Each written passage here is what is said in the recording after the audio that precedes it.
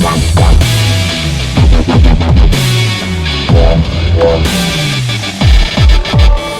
smell something. Something ain't right. Hey, Pride, make a hole. Well, well, well. What do we have here? Oh, it's about to get hot. Hello everyone and welcome back. My name's X and we are back with another Halo Controversies video for you today. Today we're going to be covering about progression. This is something that's not even exclusive to Halo as well, like my last video, but this one is also something that does affect Halo. Progression has actually changed a lot in Halo in a way that it's slowly become more increasingly common to see in games, but they're used in different manners that have affected certain gamers in a way that some gamers like it while other gamers dislike it. And it's caused a very strong division between certain people on how progression should be in a video game, especially when it comes to Halo. Progression can consist of a lot of things, including achievements, commendations, challenges, unlocks, and the whole progression ranking system. There's just controversial subjects of how these features have been implemented in a way that the mechanics and rewards and so forth have increased team killing, friendly fire, betrayals, boosting, suiciding, and a whole bunch of other things that have promoted negative behaviors and bad sportsmanship. It has made the game, in some people's opinions, repetitive and dull very fast. In the very beginning with Halo, progression never existed. If you look at Halo 1 and Halo 2, there was no progression. Once you bought the game, you had all the characters unlocked and everything. No emblems were locked away, no character, colors or anything like that. You could play as the lead if you want to. You didn't have to unlock playing as the lead in Halo 2. Once you had it, it was there. There was no need to go through that entire progress to unlock something. But slowly, as they implemented more progression in the game started becoming more and more feeling like a chore rather than actually just unlocking something very simple and, promoting skill necessarily maybe, and just became just a grind fest and just a repetitive motion over and over, and also try to incentivize microtransactions and shoving them down people's throats in some people's opinions, by making them really lengthy progressions that people don't want to go through, so they end up just paying just to be done with the progression. In this age of microtransactions, progression has been used as a way to kind of make it so that people feel like they're forced to buy microtransactions because no one wants to go through that grindy process. Though others have welcomed it because it's more their playstyle. In fact, we have two sorts of groups of people that you can somewhat relate. You have one group of people that are completionists or perfectionists, and then you have another group. They call themselves grinders, no relations to the app. But yeah, unfortunately there's two different people, ones that love the grindy progression stuff and that they're like, oh yeah, I like this and I don't have to pay for it and whatnot, and then other people don't like it because they don't like that grindiness and it forces them to have to sometimes even resort to buying stuff in order not to go through that grindy progression. So in a way you could say it's two things in one. It's talking about the grindiness and progression in video games as well as grinders versus completionists. So how do we get to this point where all of a sudden we had no progression in the game and now all of a sudden we have everything just super grindy into this grindfest progression and locking everything behind unlock walls that you have to grind hours of your time to try to progress to get to something, and almost in a way it basically does incentivize people for microtransactions. But yet some groups of people love it, yet other groups of people hate this, and unfortunately there seems to be no middle line so far. In a way, some people feel that grinders enjoy this because of the fact that when they are able to play this excessive amount of time that's just in their alleyway of how they like to play, it gives them what they want, and it feels like because they spent all this time playing, all these hours that they've played, that they feel some sort of superiority over other players and that they should be treated more importantly because of the fact that they went through all this time, that they shouldn't have to pay for it because they were the ones that are able to grind through it. But other people don't like it because of the fact that it's super grindy, unenjoyable, and it just makes them want to just pay to get to the finish line and just be done with the progression so they can get to the rest of the game where they can enjoy playing. This is why it's almost kind of become unbearable in some games in Halo that have used this to an extensive level. And again, this is not just Halo. Other games do this a lot, and it's just something that a lot of people just don't enjoy when it's being shoved down in their throats in different games. And to be straightforward and honest, I'm also a completionist too, and this is something that I just don't really enjoy that they've been doing a lot more in modern games, and it's actually affected what games I buy. If it has a lot of grindiness and makes you have to go through this long progression, it actually turns me off, and actually why I don't play a lot of games anymore. A lot of games though force this now, including Gears and Halo. So because of that, I've not played and branched out to other games and just stayed exclusively to mostly some of these games, and even given up on some games because of the fact that they just get way too grindy and it just makes me lose interest. So only a few games I play now because of this, and it makes me not want to branch out and try other games unless they actually want to be games like Crackdown 3, where they apparently are getting like people complaining to them saying, oh, there's no progression in the game, everything's already unlocked for you. And I'm just sitting here going, that's actually wonderful, I actually like that. And that's why I actually liked Crackdown 2, because of the fact that it also had everything done when I played that game. And when I played it, we had a whole bunch of fun. We had quack nades, we had UV shotguns and harpoon guns. We had fun times with that. We used to like shoot each other around with UV shotguns and make people go flying, and then harpoon ourselves so that we ragdoll effect, and then if anyone AFK'd, we just threw quack nades on them just to annoy them. We used to have so much fun with that. Just imagine all that fun that we couldn't have because all that stuff was locked behind progression in order to lock it to use it. So in fact, some people argue that because they lock so much stuff behind these different progression systems, that it actually has less content for you to play with, and because of that, you have less time to enjoy the game and less memorable moments that can be made because of the fact that everything was locked behind some sort of progression wall. Halo 5 was known for this because of the fact that how grindy it was, it lost the population very fast. The game was super competitive, and in order to unlock stuff, you had to get all XP while playing matchmaking, and the mix of everyone being super sweaty in the game plus the lengthy progression in the game just turned people off. Even before they started fixing Halo MCC finally, people were already leaving to other games. But even when Halo MCC finally got fixed, I saw like the population for Halo 5 just dive, and now like there's only a very few game modes that people like to play while everyone else is playing Halo MCC or any other game. And it's funny to think that Halo MCC, which currently right now doesn't have any progression, but eventually they're going to add that, but we'll talk about that later, that game is already more popular than Halo 5. It's actually fun, and you don't need to unlock anything, but yet you can have great moments in the game. So in reality, when people try to argue that progression helps keep people playing the game longer and so forth, it actually doesn't. It's actually the replayability that actually plays the factor. You can make it as grindy as you want, but if you don't have that fun factor in it, no one's going to continue playing the game. If the game is entirely just a chore, no one's going to want to stay and play that. It's not fun. It's not entertaining.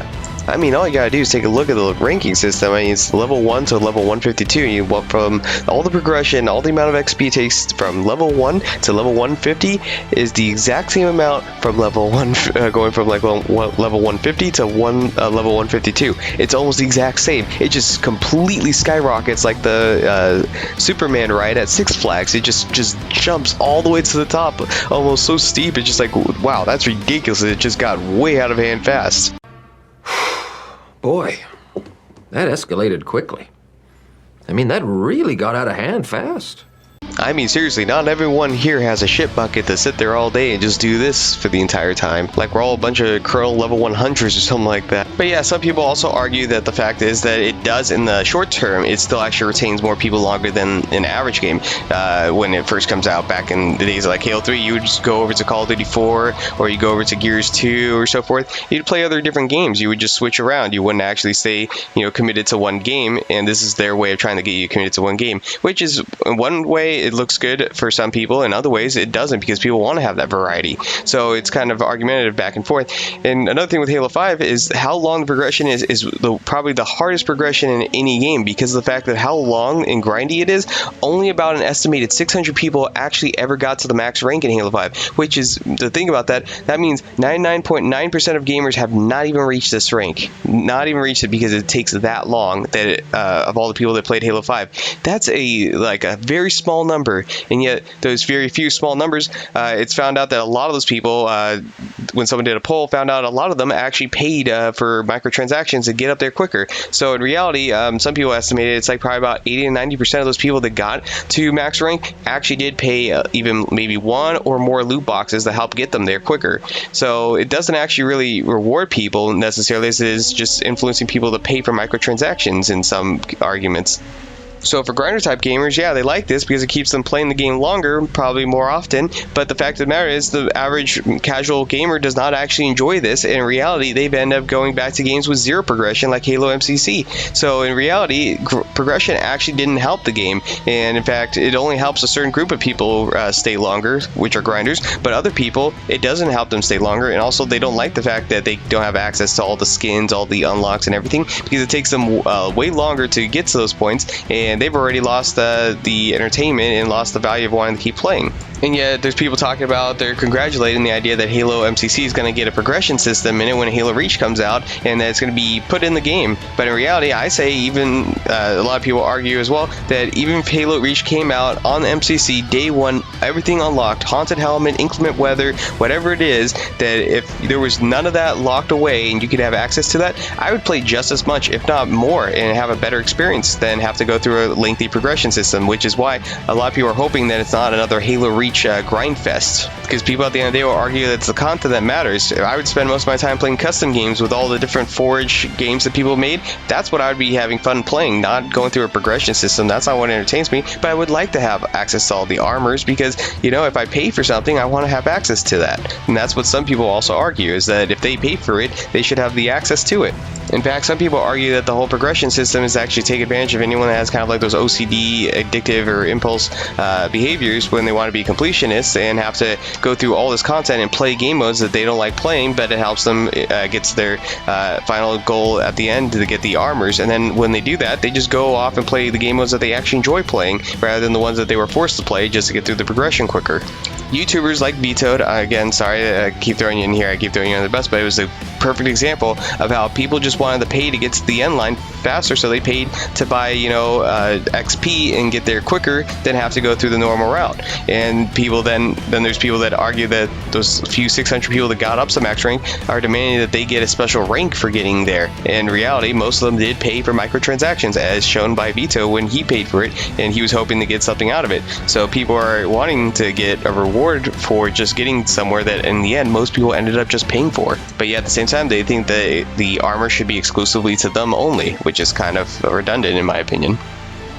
But imagine that though, Vito is playing a game that he probably, if there was no progression, no reward in Halo Infinite to get to max rank 152, he probably wouldn't have bothered with the whole spending XP and bother trying to get to max rank. So it actually tells you something, that people are only influenced to play something to get a reward, but once that reward is no longer there, no one wants to go through that progression system. Or at least that the grindy progression players are the only ones that actually want to go through that, and everyone else does not want to go through that. So it unfortunately punches people that just want to do forging or just play custom games because they don't get rewarded for this. In fact, Halo Reach hardly gave you any XP for doing that because they were afraid people would just play custom games all the time, and they wanted people to play the matchmaking. So it wasn't designed to influence people to play PvE and PvP matchmaking and have to play those modes instead of playing the modes that they actually wanted to play and have to just grin and bear it just to get these cosmetics that they wanted to unlock and go back to custom games after it was all finished. This has also been known to have a burnout effect. When I got to Inheritor and Halo Reach, which I was one of the very first people to finally get it, I grinded through that entire process, and once I finally got through that and got to the max rank and got that last cosmetic, I stopped playing the game for almost a year. It felt like I lost every entertainment out of it. And there's something they always said about that: if you make something super grindy, not just in like games but even in sports or something like that, if you make something like just something that you have to get rewarded for, that go through this lengthy process that is unbearable, that you'll never want to do it even on your free time. There's been supposedly psychologists that have tested that sports players, that they don't enjoy playing baseball or basketball or whatever sport they actually are proficient in, because now all of a sudden they're being asked to do something for free that they were trained to constantly grin and bear it and get paid for it. But some people just don't actually enjoy doing that anymore if they're told to do it for free. And it was just something they found, and I think that kind of relates with video games. People are only doing this for a cosmetic reward, and once it's over, no one wants to go through a progression system. No one wants to go through the Halo 5 progression system because there's no reward at the end of it. So in reality, progression is just, again, a grindy process that only rewards a few players, and other people just have no entertainment for it. In fact, it feels like games that are more grindier, the more grind that they put in their game, it actually seems to have a quicker decay rate of population count, a lot faster. Unfortunately, now games usually hide it. Before, they used to love putting the number, but now a lot of games decide to remove that number because games lose their population very quickly. And I think one of the factors is the grindiness, but they also need to keep the game grinding in order to incentivize the microtransactions in games. So they're making a profit in the short term, but instead killing off their game in the long term by doing this, in my opinion. So this doesn't help games like Halo that want to keep a strong population throughout the years if you make a grindy progression system to try to get people by cosmetics early and try to do that in the early game, and then in the long run you just lose your entire population very quickly. Halo used to be one of these games because of how it was designed. It was built for the long run. You could have so many more options. Most games nowadays, it's like, what is it, a campaign and a quick PvP matchmaking, maybe a small PvE mode, but how many other games have big custom games with forge modes and all these other things? Very few games actually invest in this, and that's why Halo was built for that long term. And by making these progression systems that are only built for short term situations, by making super grindiness in order to incentivize the microtransactions, it just does not work in the long term. And again, I feel like it's in some ways not to say that every grinder type player, but some grinder type players have developed this kind of what you would call Halo elitist or Halo gatekeeping mentality, thinking that because they are getting rewarded for progression going through this grinding process, that they are somehow better than other players and that they should be, you know, rewarded more, and have this toxic and entitled attitude towards other people that don't like this type of design in their games, and it makes it less enjoyable, and they feel like fortunately these people feel like they have some sort of authority over other people. Oh, you stay here. I'm in charge. Do you feel in charge?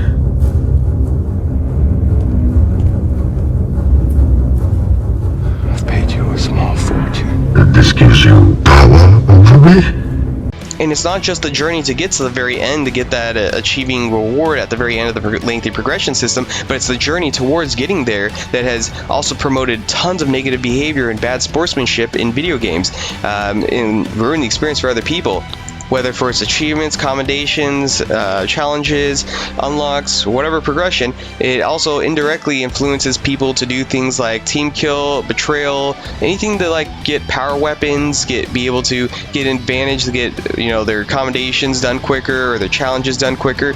They're willing to do whatever it takes, even if that means doing things against their teammates in order to gain an advantage. Like they say, hey, that guy's got a sniper rifle, I got to complete my sniper commendation, I don't have time to wait for this, I'm just going to team kill and take his weapon and go for kills. This has actually increased a lot, noticeably, especially with Halo Reach and onward. I see people would do this all the time in matchmaking. They see someone get a sniper rifle, boom, all of a sudden they kill them and get their sniper rifle and go for kills. Some people would even go ahead and AFK in firefight matches because they would do these AFK boosting things where they would go and find a hiding spot and just stay there. What they did is they got the X amount of points that they needed in order to not get kicked for AFKing, and then they would go and just hide in a spot and just stay there. They also got an additional reward for not dying in firefight because of the fact that they hid the entire time. In fact, I had an experience where all of a sudden 3 people were hiding in one spot and expecting me to do all the work in firefight, and I just looked at them and said, nope, I'm leaving. And of course I get punished because I backed out, but the fact of the matter is I was just not going to sit there and do the work while all 3 of these guys were just sitting there huddling in a corner waiting for me to do all the work in the match. And yeah, there's this one spot, and sword-based people love to go hide out in, and it was just really annoying. And also on top of that, it's just like, yeah, between 50 to 75% of the matches that I played, at least one person in firefight would do this all the time. They would just always do that and just go hide off, and it just made it not fun to play against these people because they would expect other people to pull their weight for them, and people call this AFK boosting back in the day. And I'm already set for this when Halo Reach comes out for the MCC, when they add the progression for people to do exactly the same exact thing that they did back in the day. And people are going to go, what? Why didn't we, you know, expect this to happen? It's like, it happened back then, you should have expected it to happen again now. In fact, I would go around looking for these people and actually push them in the out of bounds area when they were AFK in order to get them to get killed or get killed by enemies, because that was the only way to just, you know, slightly punish them for their AFK behaviors. This only minimized when they added custom challenges in order to, you know, just do the target locator boosting glitch in campaign on it to get the inheritor quicker and not actually affect the matchmaking firefight as much.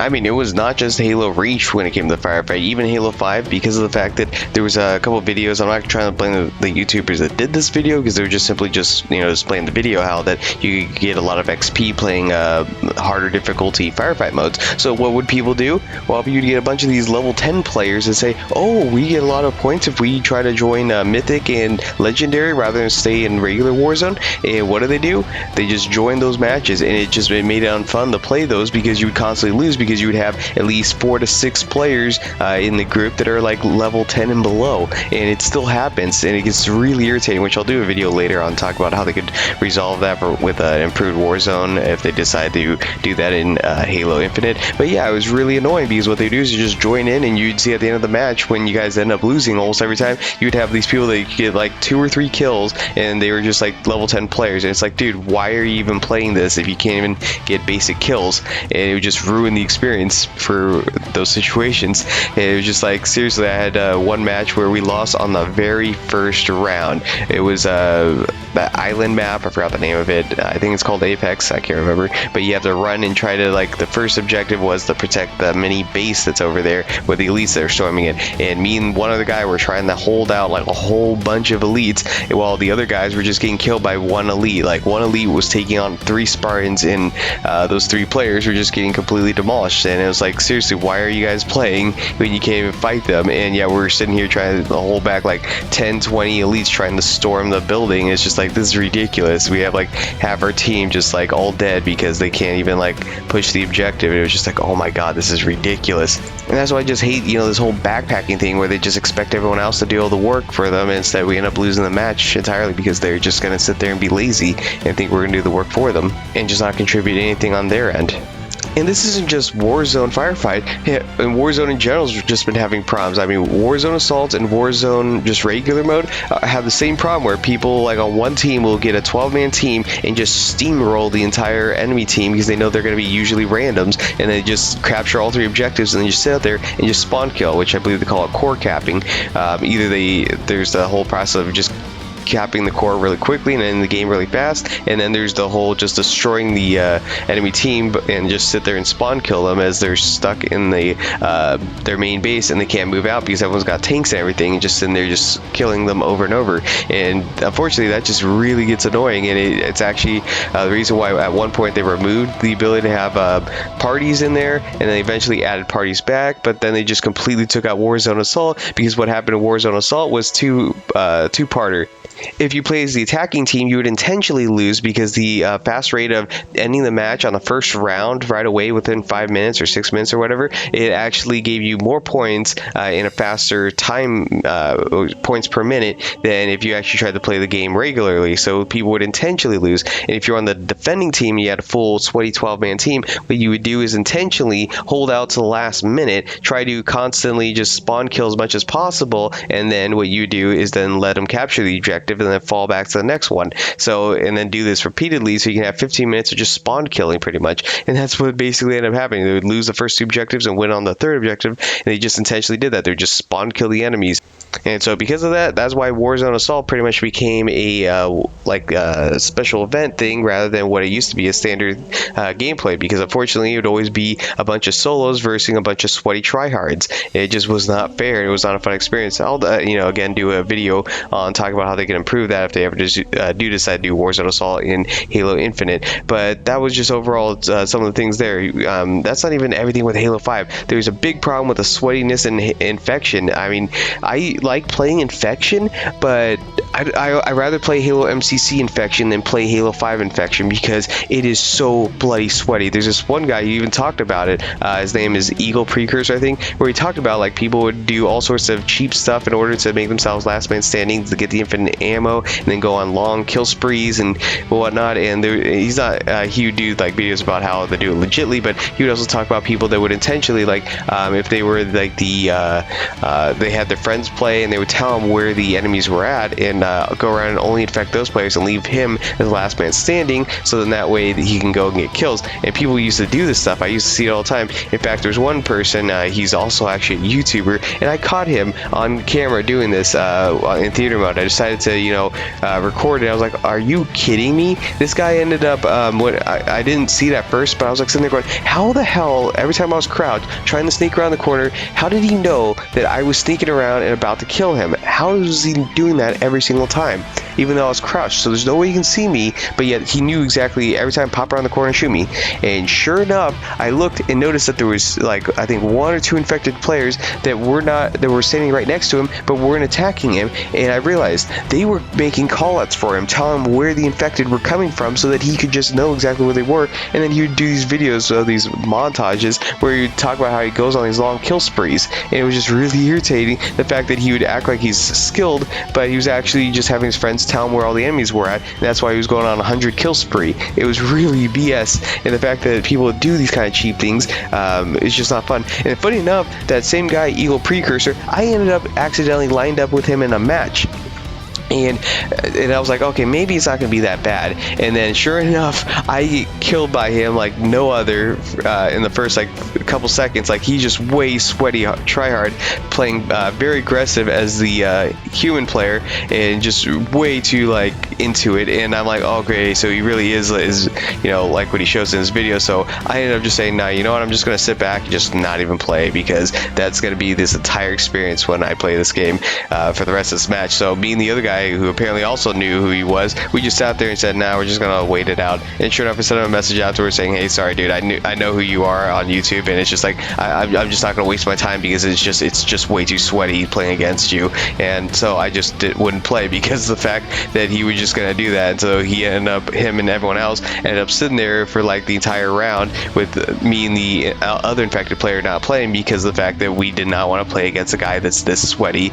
But of course it helps rank you up faster, so people will end up doing stuff like that and rank up quicker. So unfortunately, it's just not fun playing against that when it's that sweaty. That it's supposed to be a social, fun little survival mode, not this whole, oh, I go on a 100 kill spree and I rank up really fast and so forth. And because of that, it really sucked.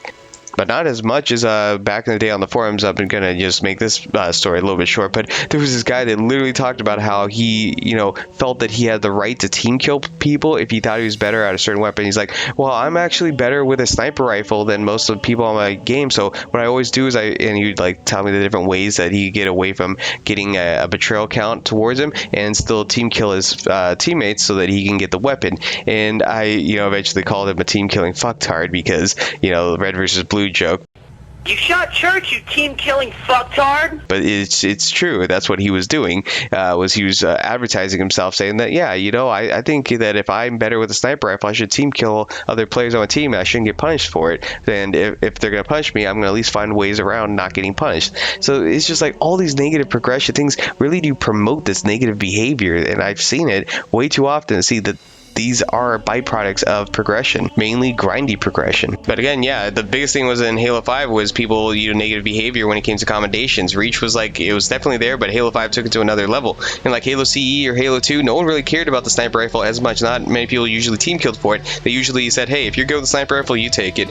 People would actually give it to the ones that actually were capable of using it. Now everyone fights over it because of the commendation that requires you to get kills with it. And if that means killing your teammates to get more kills on your own, people will do that stuff. I had a situation in Big Team Battles Halo 5 where someone told this group of people told everyone else on the team, hey, we're gonna go for the rocket launcher and no one else can have it. If you try to go for it, don't worry, we have a whole plan to team kill you and not get punished for it in order to get that rocket launcher. They openly said this because they wanted to get the commendation done quicker, and they were willing to do whatever it took. And sure enough, when I went for the rocket launcher, they team killed me and figured out every way, knew that it takes 3 counts for them to get kicked, so they could each team kill me 2 times. And also they would do is damage my shield down so that I was a one hit across the map, so that enemies could just shoot me with a precision shot, or vice versa, wait for the enemy to start doing damage to me so then they can start attacking me, because then it'll just, the kill will go to the enemy and not count as a team kill instead. People do this all the time for power weapons and vehicles.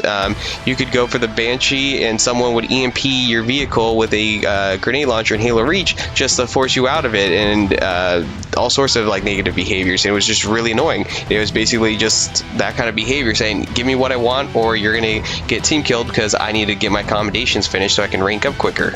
And sure enough, after the match was over, they ended up going in and, you know, letting their whole clan know, because apparently they were part of a clan. And so next thing I know, I get mass reported, and my reputation goes from great to absolutely, you know, the worst it could possibly be. And my matchmaking was now affected, so it took forever to find matches. So they effectively just punished me by abusing the reputation system, all because they couldn't couldn't get their way because they were trying to get their accommodations done with. So basically this promoted negative behavior, wanting to get these accommodations done and doing whatever they could to ruin other people's experiences. And if that meant team killing and reporting people falsely in order to affect their matchmaking search times, they would certainly do that. Whether or not developers wanted this to happen, accommodations and other challenges like this did in fact encourage people and almost promote this kind of behavior indirectly. On top of that, it did promote certain playlists to also get played more over others. People started playing on ranked matches, played SWAT more than the other matches, or the other playlists. And in social, people played Infection more than any of the other playlists. And Firefight was also another one that just got played a lot. All the other multiplayer modes did not get played as much because of the fact that it didn't reward you as much. If you went into SWAT or went into Infection, you got more headshots more often, and more kills overall. So it actually rewarded you more credits and experience in Halo Reach. So because of that, people were playing those modes. It's another factor probably why I think that people just didn't like people going and play SWAT and saying that it wasn't really skilled, because people were just getting mad that everyone was going in that game mode just to get headshot kills and get their commendations completed faster with precision headshot kills. For people like me that liked Infection and SWAT, this didn't really affect me as much because those were modes I already liked to play. But for people that didn't enjoy playing this, they felt like they had to play SWAT, they had to play Infection because it helped rank them up quicker, even if it wasn't a mode that they actually enjoyed. And of course, it didn't end there with Spartan companies. I'll go further into this, but basically, there was a situation where the Spartan leaders in the group were actually kicking people and adding their friends in after everyone did all the work, and they would just tell one person or a few people to, they would kick them if they were the lowest people on the leaderboard, and they would do this thing on Discord where they could read off all their stats and say, okay, we're going for headshots, you guys, and then if they weren't met, they would kick them. Right before we got to the end where we got the chest piece or the helmet, they would kick a bunch of people and then add their friends in so that they could get it. So they were basically being really negative, and the fact is that they just managed to happen to be the leaders of the group, and they filled up their Spartan companies so that people said, oh, because it's a bigger group, they're going to get to the end quicker. So because of that, people joined in those groups, only to find out that people were actually going out of their way just to kick people to add their friends in when they got close, making everyone else do all the work. So that's why another reason I'm going to go into that whole thing about why Spartan companies were a bad idea. Even though a lot of people liked it, it unfortunately promoted some negative behaviors, and how we can try and avoid that in future games for Halo. But anyways, to continue on from here. But yeah, the idea of progression, having to force you to play in certain playlists that you don't like, is just annoying. If I want to play BTB, I should be able to play BTB. If I feel like playing hardcore game modes, I should feel like I should be able to play hardcore game modes without feeling like I'm losing progression. The fact that the SWAT, Infection, Action Sack, and all those ones were just getting played repetitively because of sometimes they would get a lot of kills in those game modes was just something that people would do just to benefit themselves. And whether it's just like grinders or just happen to be more vocal about it, or just happen to always be in a lot of the conversations more often, it turned out when I was asking this question, it turns out there's actually people that actually do feel like this is annoying, and it isn't like just me that was feeling this. A lot of people actually got annoyed by this stuff, and they also voiced their concern about it, that they disliked it and it felt like the games caused burnout effects, as well as promoting these negative behaviors like team killing, AFK boosting, weapon spawn camping, lazy man. A lot of people again feel like it's lazy man game design for lackluster content and making people feel like there's a lot more, when in reality there's not as much at launch. And it just it feels like the cons outweigh the pros of the grinding fest of saying that it keeps gamers hooked onto a game longer, stay more consistent on the game when it comes out sooner, because it doesn't feel like it's like that in the long run, because it feels like the population just dies out really fast. So even though it may look great on paper, in practice it just doesn't seem like it really works. The man has only one look, for Christ's sake! Blue Steel? Ferrari? Latigra? They're the same face! Doesn't anyone notice this? I feel like I'm taking crazy pills! And it's not just the challenges and accommodations, even achievements have this problem too. In Halo 3 there was a lot of problems with booster parties. People would go in like lone wolves and stuff like that and find ways like to change your region so that you would line up in matchmaking games when they tried to make it so that you couldn't bring parties in. People found ways to line up with each other, and then what they would do is, or they would even sometimes, even if they weren't in a party, they would just say in the group, in the search party, they'd say, anyone want to do a boosting match? Anyone want to do any boosting? It would boost the achievements in Halo 3. So this was also something annoying, especially people trying to go for the 2-for-1s. What they do is get two people on a mongoose, and then they would go for a 2-for-1 kill or something like that, or they would just have them stand still side by side and go for one of those. So that was another problem. People would do stuff like that where just spend an endless amount of time trying to boost achievements. Also, grindy achievements were annoying. People didn't like that, where they were just like to get like 1,000 kills with a weapon or something like that. Now, obviously, that Halo's never had something like that, but Gears games would do that. But people would also play games for like Avatar and Yu-Gi-Oh! Because it would just be really easy to do like 50 counter hits, and then boom, you get it. It was like one of the easiest 1,000 gamer scores to get. It was annoying. But yeah, people didn't like grindy achievements too. They were kind of annoying with Gears of War when they did stuff like that. Some people actually like it. Other people didn't like it. Yeah, some people like that Series 2.0 kind of achievement, but yeah, also the fact is people they think that, you know, developers are spending too much time on achievements. For example, Pop and Unlocking was an achievement that was very glitchy, and people would just unlock it, and it felt like it was just a waste of time to spend all the time trying to set up this achievement when they could have been spending it fixing bugs in the game instead. So instead of, like, you know, because I got Pop and Unlocking and I was on Countdown. The thing is, achievements were only there because of the fact that not everyone had the ability to record on their TV what the great, amazing things they did. Now we have things like theater mode, and we have abilities to upload to YouTube and so forth. So it's almost like, in a way, that achievements almost aren't necessarily needed anymore. In fact, this encouraged the developers having to set the standards of what was actually a great feat or challenge that deserved an achievement, instead of like people that did things on their own of what they thought was something great and amazing. People still do that on their own. So I think, in a way, achievements aren't even necessary, but unfortunately, now most games are, I think, required to have a 1,000 gamer score or whatnot. But I think, you know, most of the time, if you look at it, most achievements are just complete a mission. That's usually what they are. They're not necessary anymore. So in fact, they could just make them plain and simple, easy to beat, and there's no real need for them. Again, most of these achievements are things like beat a mission, beat it on the harder difficulties, find all the skulls. It's just simple stuff like that. So I think in reality, a lot of these things, they're fine when they're in campaign and stuff like that, something that can be done solo. But if it's in matchmaking, I think it has a negative impact in, you know, promoting these kind of behaviors and boosted parties. They were even present in Halo Reach. I remember they did boosted parties too, and that was also really annoying too. Again, the problem is that achievements are just promoting these not playing the objective kind of scenarios. And also in Halo MCC, a lot of people that got the completion of all those speedrun legendary whatever runs that got that achievement, actually only about a handful of people actually got them. Everyone else got them from just checkpoint saving and just handing off to their friends. And that was just another annoying thing. But achievements used to be made fun of so much for ruining matchmaking experiences that even College Humor did a video on that. That I'm not sure if most people still remember seeing that, but it was a very funny skit where basically they just made fun of the fact that people weren't getting kills. They were sitting there delaying when they could have killed someone because they were rather sitting there going, oh, I need to get knife addict. I can't kill him with a weapon. I need to hit him in the back with a throwing knife. It was just like stuff like that. That's the thing. Achievements actually do affect the matchmaking, and people will actually instead of just getting the kill, will sit there and say, wait, I need to get a kill with this weapon instead. I can't kill him with my main weapon where I can shoot him right now. I need to switch over and get killed with my pistol, and you know, and the whole stupid achievement unlocks that are just really annoying. So overall, it's just like achievements really are definitely just as much for prom as accommodations and challenges and other sorts of progression and unlock systems as well.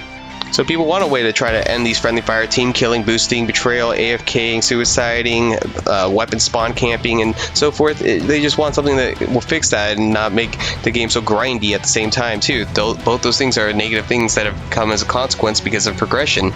If people want the reward, they're sometimes willing to do negative behaviors to get to it, and unfortunately it's way too hard on the developer's end to actually counter every way that people are going to do this, and it's going to ruin the experience for people that are trying to play and just have fun because other people are going out of their way to do this kind of negative behavior. But again, I'm not going to deny that there were some fun aspects that people like it. Some people like that fulfillment of being able to unlock something. They like the gambling sounds that are made that people know as a psychological thing that makes them feel great when they unlock something. But I understand that people like that sometimes, and unfortunately, at the same time, there's also negative consequences we have to look at about when these unlocks and progressions, how they have negatively impacted Halo.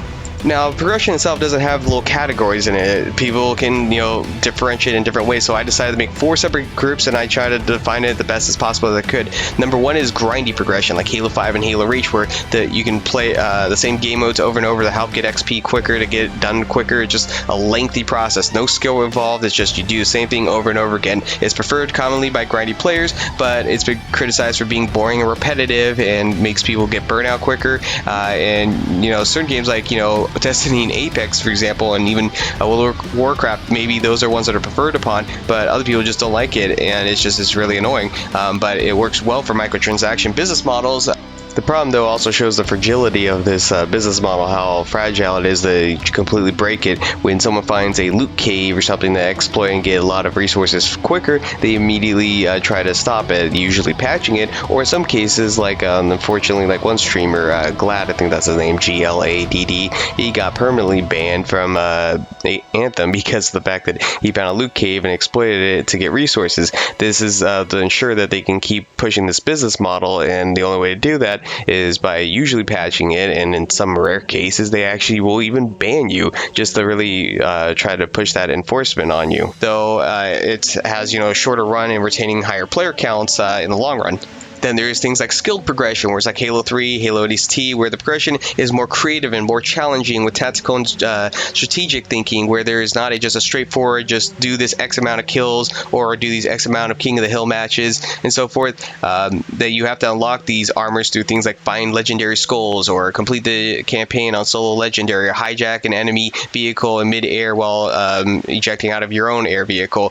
This is meant for more of a, if you're good at the game, pretty much you'll get this done very fast, but if you're a novice player, it's going to take you a little bit longer, so it's more of a challenge, but it's common amongst people that are competitive players.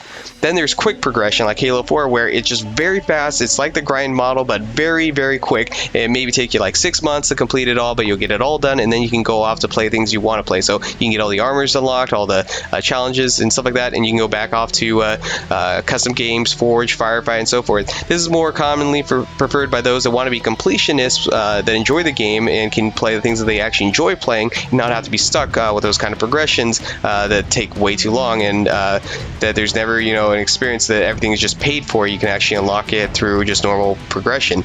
And then lastly, there is just no progression like Halo CE and Halo 2 on the Xbox. How some people feel like they're forced to unlock something that they already paid full price for a game for. When you bought that game, you should have all that content. Some people feel that once you pay for that, you should have it unlocked, and that you shouldn't have to grind for it. No emblem unlocking or armor unlocking, that you just have it all there. Once you pay for it, you have it. No progression. You play what you want to play and not feel forced just because they locked certain content that you paid for behind a progression wall.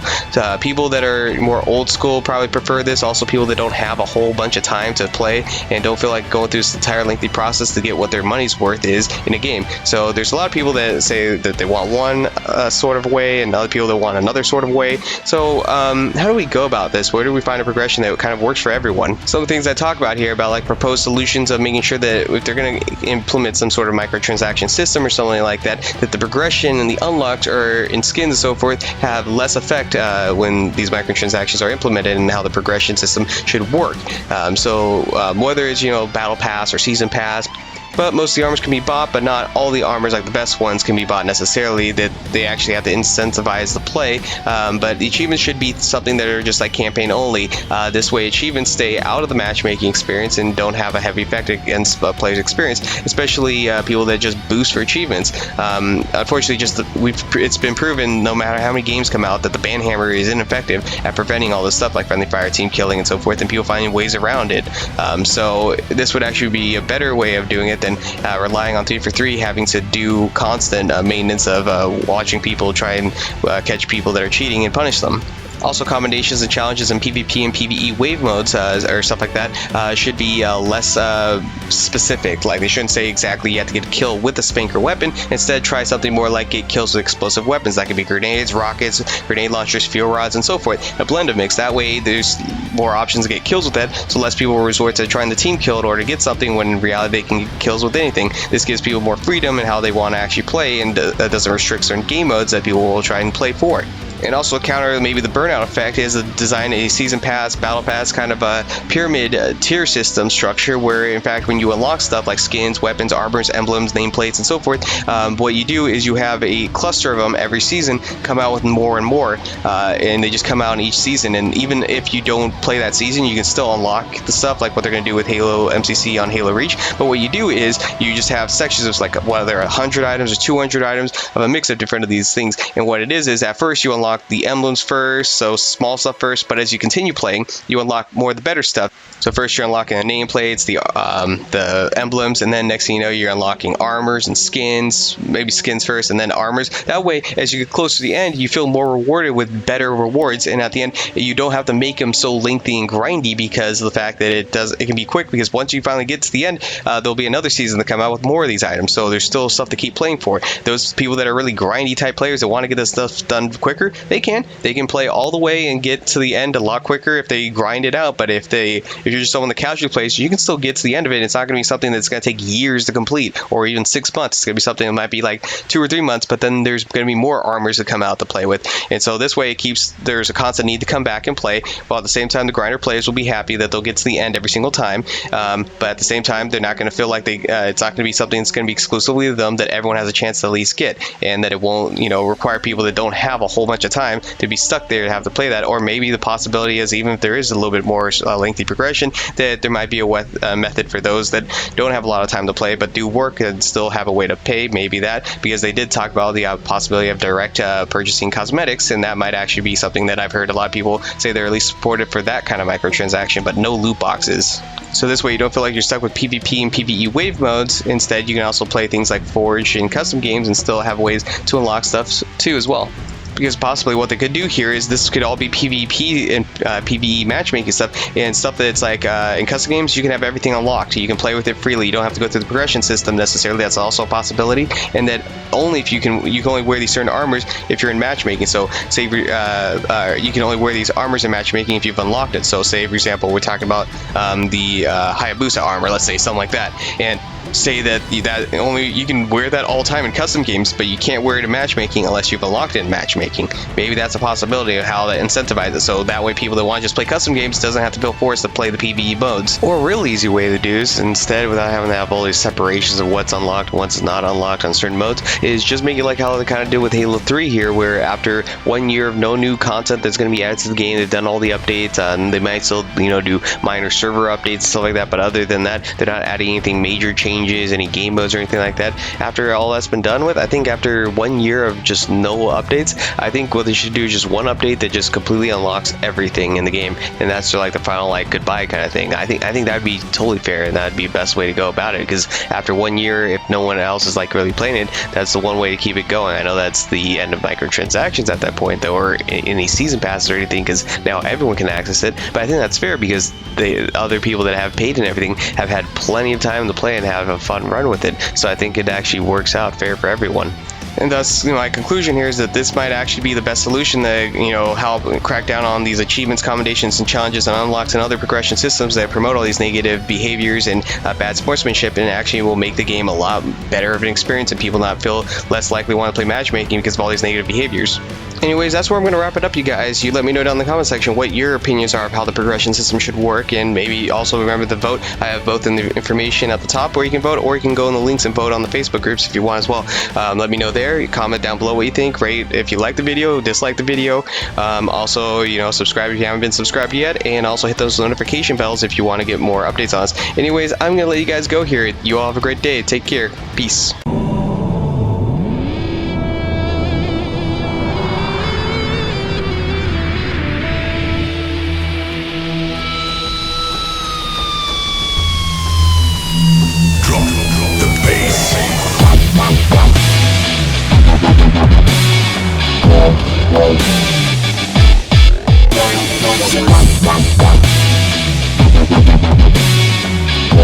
Yeah.